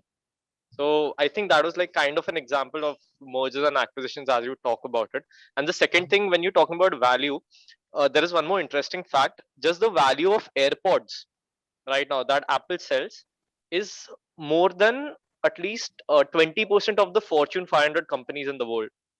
Just the AirPods. Correct. So I think that's something to be noted here as well. Yes, see, Apple as a company, as a technology company, has grown so much. It has different valuation, and it's a different league of companies. We're talking about, and everything works differently for them. I think they were sitting. I think 2-3 years back, I was reading a report. They were sitting on 300 billion USD as cash. So that is a lot of money, yaar. That is a lot of money to invest or buying out companies. I mean, just imagine half of Indian stock market is equivalent to Apple. Half of Indian stock market equivalent to just one company, how big that company is. So, I mean, having said that, it is not that what I'm trying to tell you here is that we have so much potential to grow in India. Why I said this is because if you look at the number of demat accounts in India, we have 4 to 6 crores. I think abhi lockdown mein 2 crore accounts or khule demat. So we have total 6 crore demat accounts. Against how many? What is the population of India? 130 crores. So that is like 4 to 5%.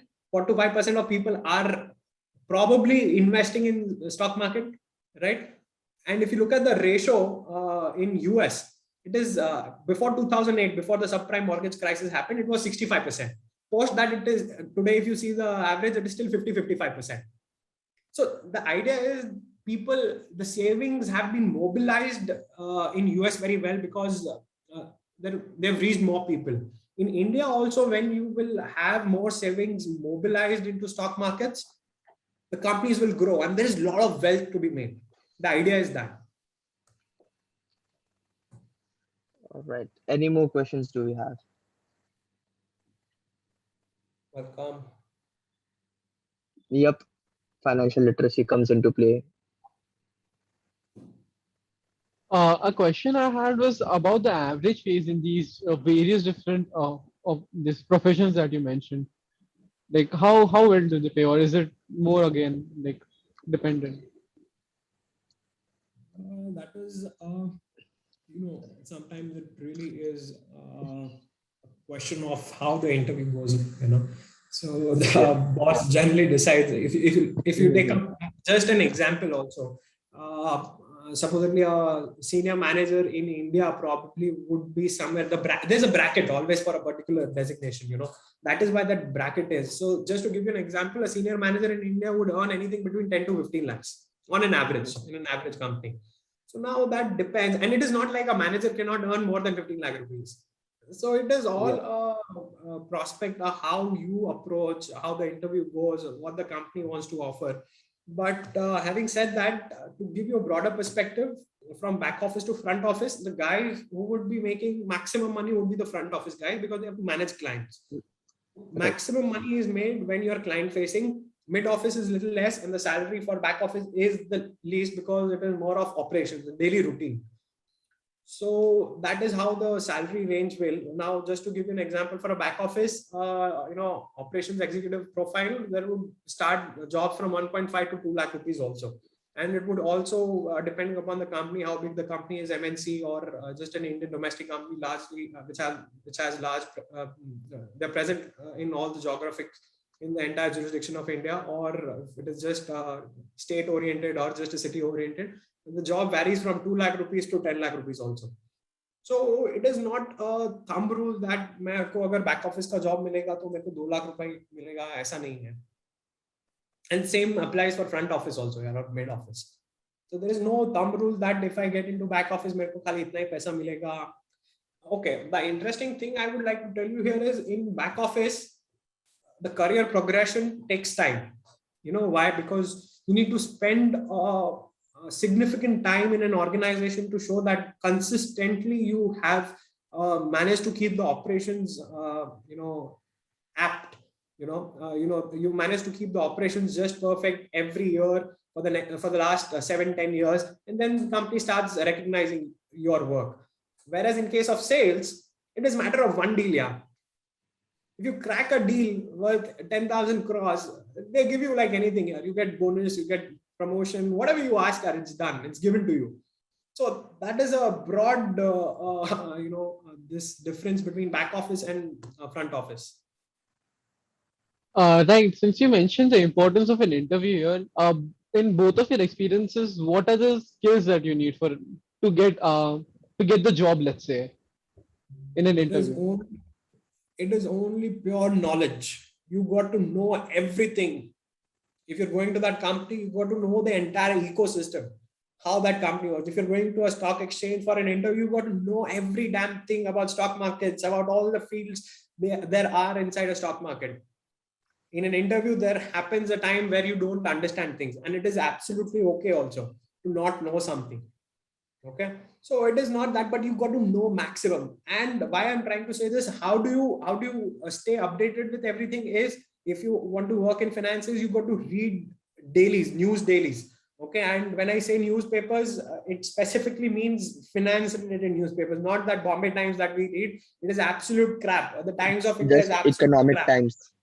Yes, Economic Just Times. go ahead and start reading Economic Times every day, daily, and I promise you that you would, ace your interviews with everything. You would be on top of every financial transaction, everything that's going on with the economy, everything. Just read it for 1 month, 2 months, and 3 months, then see the level of conversation that goes from, normal teenage conversation to some mature conversation. Then you can really ace that interviews.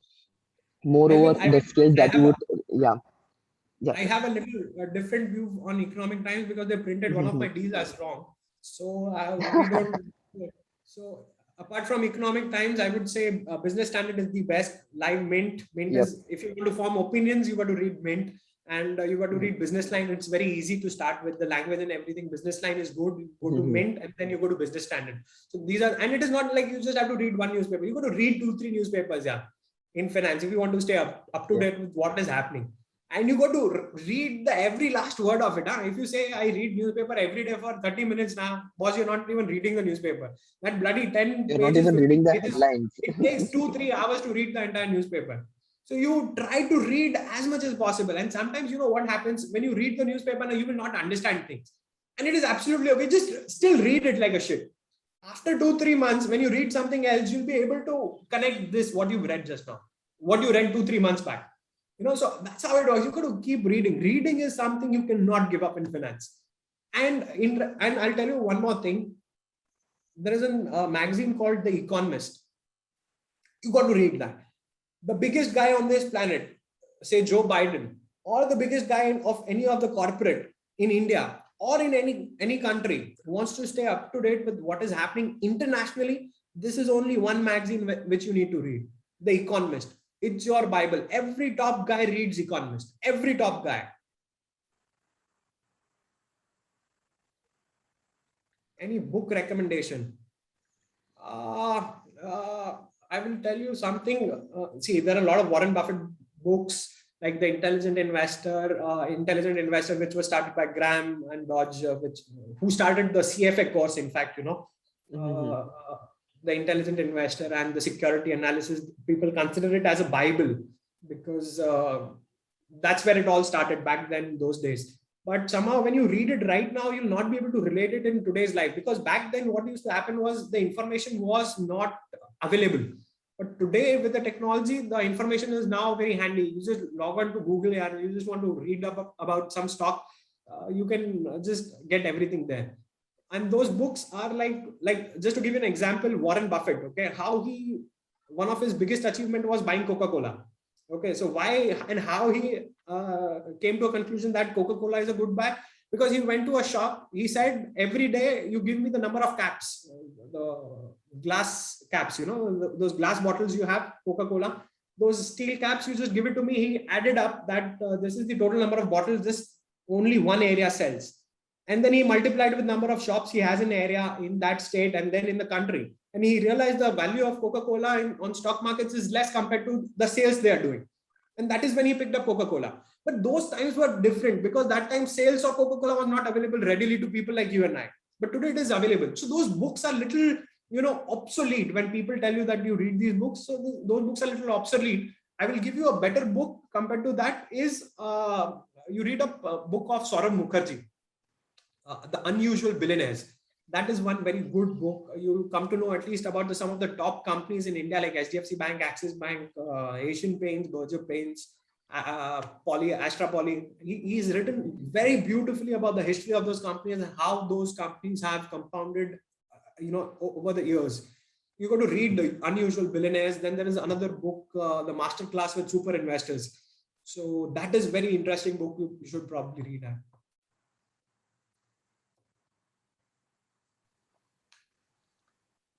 And as per the other skills that you would require for interviews, it would be the people skill, communication skills. These you must have. If you want to have a client-facing job or everything, you need to handle pressure very well. These are very important. You must be the most important thing is that you have to be adaptable. The company's policies and everything, they have specific way of training their employees. So you have to be like a sponge. You have to absorb everything that they give you and make that into yourself. And you only squeeze that knowledge when a sponge is squeezed, right? So you keep soaking in everything, and when the time comes, you squeeze yourself, you get the knowledge out, and you will just be ready when the time comes. All right. Thanks. I think we can keep the Q&A open now. I think if anybody wants to unmute and ask questions, they can go for it, right? Yeah. Pranav, Anuj? Yeah? Yeah.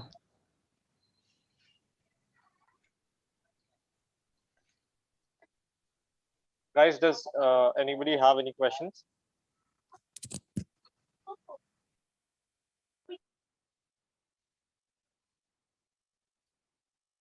Anything related to the duration of the course, or which courses, any good skills that you would recommend to inoculate from a young age to excel in the world of finance?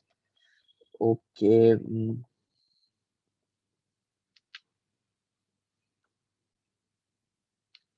It is not See, I would actually suggest.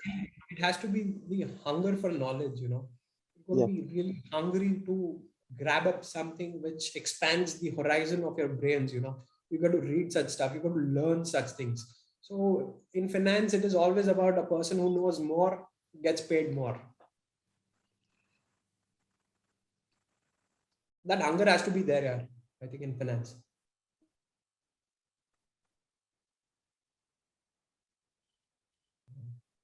Any courses and one Guys, who you has can unmute and ask so that they can actually refer to you and have a one-on-one conversation. So I Dhaval think says any courses that Dhaval, one yeah. who Yeah. hasn't built So proper like, skills to understand money. Yeah, go ahead. yeah, so I'm currently doing arts, and I like, in terms of a career, I would want to have a career in psychology. But like, since I want to be very rich, so in that terms I'm interested in finance. So any courses, like, maybe a 1 month or 6 months, some courses or something like that can help me to understand how money works, because a lot of people don't even know how money works, and also how I can multiply it. See, if you want to learn how money works, you got to understand the economy. To understand the economy, like we said, newspapers are the best means to learn how economy works. You got to read everything in newspaper. That is one. And if you're talking specifically to stock market, there are multiple courses available from NISM, which is SEBI-oriented courses, and NSC and BSc also have their independent courses. So you can do that as well.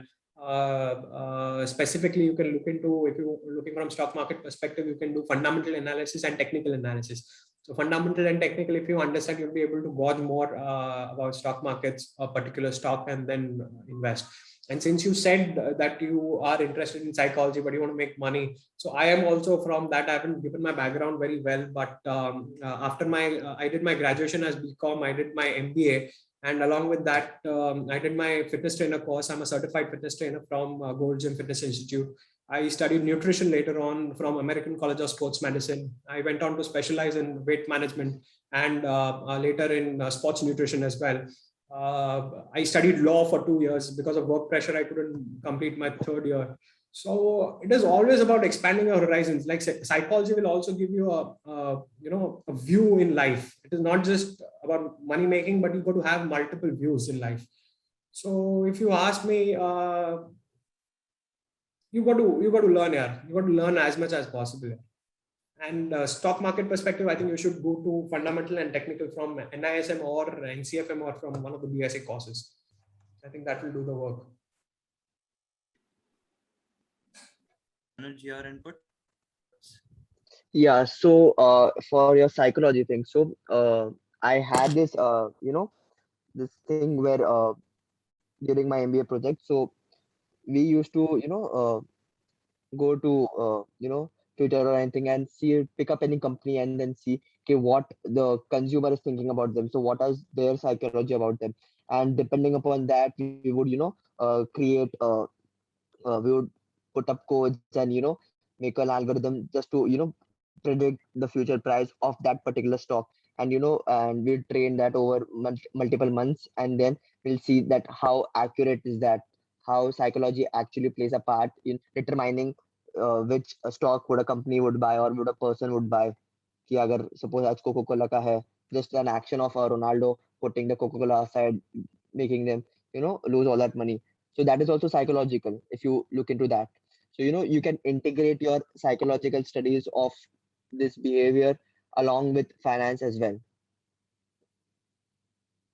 Does that make sense, Dhaval? Yeah, thank you.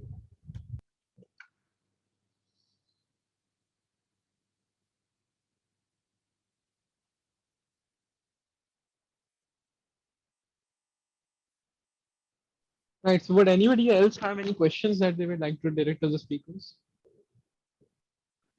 Yeah, so like previously also, I was asking that for CFA, after the first level, like in CA, we have compulsory articleship before going for the last level, right? For the third level. So in CFA Mhm. also, how does it work? Like if I complete 2 years of 2 levels of my CFA, am I supposed to work before applying for the third this thing? Like minimum number of years? No, so it's nothing like that. So in case if you complete all the three levels of your exam, and so that is just one component of getting the charter. You will have to clear all the three levels of the exam, and secondly you would need to have 3 years of full-time experience to get the charter. So you can clear out the CFA level exams, but you will still not have the charter if you do not have 3 years of relevant experience in those fields which CFA offers. So you would need to have 3 years of relevant experience plus level 3 cleared for CFA to hold the charter for CFA. So it does include the work experience while doing my CFA, right? Like, because as you suggested, Yes. I'll be doing my CFA Yes, while working. that does. Okay. Okay, great. Also, like just an informal question, like, are you both on LinkedIn or something where is, if it is possible, like, is it okay if I ask you some doubts if I have in future? Surely, I think these guys have mentioned our LinkedIn profiles in the, Okay. Oh, sorry, then I haven't actually noticed that. Yeah, so we'll just put in our We're not giving LinkedIn time, but IDs you as can well. connect to us anytime, yeah. I think you can reach out to us from Yeah, any medium, yeah. Not necessary LinkedIn, WhatsApp. Sorry, your LinkedIn or voice Facebook. broke. I couldn't get you. You guys can get a number from these guys will help you. Yeah. We're always there. Yeah, for if you help. guys are okay, we'll share your details, just the basic numbers with the people who want to ask you certain We doubts. can share your Yeah, Instagram IDs as well if that's more convenient. yeah, and They any can reach medium you would be via fine, DM right? also. Yeah. Any medium would be fine, I suppose. Actually, I saw the time getting extended, hence I was like, I can connect you later. So that's it. No, that's fine. Who says this, sir? Don't call sir.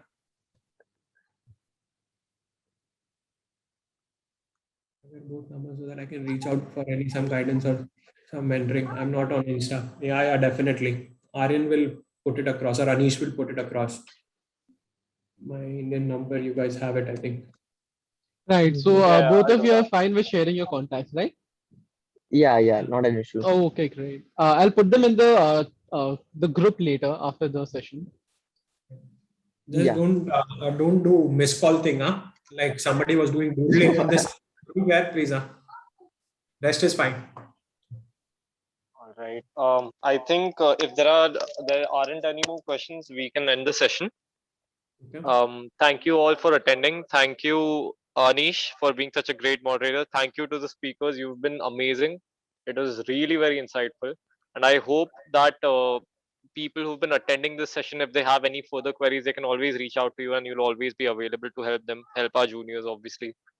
And I think we can end it on this note. I would request Anish, Pranav, and Anuj to stay, and any of our